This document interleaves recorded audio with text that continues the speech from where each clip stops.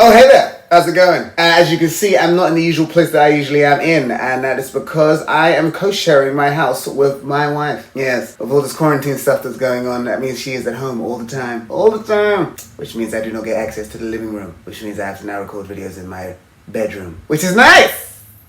Love it. It's great. Recently we got Disney Plus. Can I just say, Disney Plus, it's overrated. It's not that great. I mean, it's got all the movies that you've already seen on it, I guess, which is cool, but it's okay. Although I found a couple of gems on there, some movies that I haven't seen for a really long time, and I realized that some of them are actually my favorite Disney movies of all time, including, yes, you guessed it, Mulan. So I decided to make a video to give you the reasons why I think Mulan is the best Disney movie. Mulan herself, she is a badass Disney princess. In fact, I'm pretty sure she's one of the first Disney princesses that didn't even need a man to come save her. In fact, she saved all the men. She's one of the first portrayals of a Disney princess that's actually powerful and not kind of useless. You know, people like Sleeping Beauty. She wasn't even awake for most of that film. Cinderella lost a shoe. Come on, who loses a shoe? One whole shoe? Snow White. Mulan is also a great movie that's not centered around a love story. Like at the end of it, the guy comes and he's like, oh, you know, I do kind of fancy you and you are kind of cool, so maybe I could take you out. That song.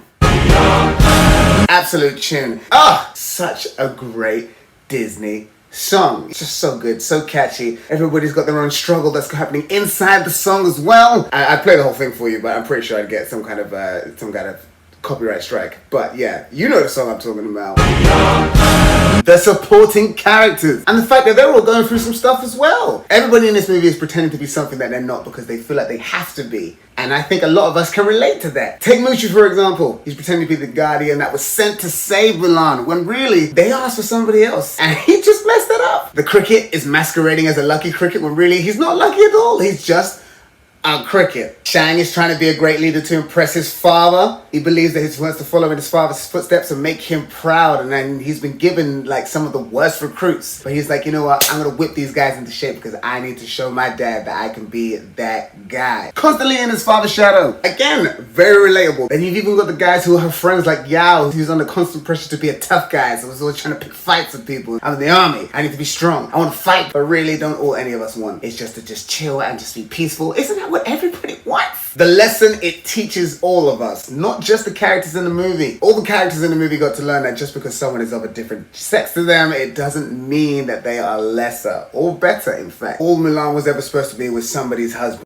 And it turns out that that's not what she wanted and that's not what she was destined to be. And you know what? When the chips were down, she came in to save the day. And how many Disney movies were towing that line back then? Not many. I mean, now you've got a couple, like you've got like Frozen and others which do not spring to mind. I mean, maybe Pocahontas, maybe, but Mulan was a strong female lead that you could all get behind, which is why when you get films like Charlie's Angels and that, like at this day that are like, you know, girl power and stuff like that, you just think it's just a less lame way to do this. Mulan was woke before it was cool. The villain. Now, I'm a sucker for a movie with a good villain. The villain makes the hero. If you have a villain who's bad for the sake of being bad, that's boring. Nobody cares. There's no intrigue there, and it's also been done so many times. A good villain should almost be relatable. You understand why they're doing something even though you don't agree with the thing that they're actually doing. Like in Joker. There's a lot of films out there that really would have benefited from just having a better villain. So on a surface level, Mulan has Shan Yu, right? He's the big bad guy, he's the scary guy, he's trying to take over China, he's killing a bunch of people, he's not afraid to just murder everybody to get what he wants. Which is cool, it makes sense, because that's what people did back in those days. Violent, he's cunning, he's relentless, and all that makes him a semi-above average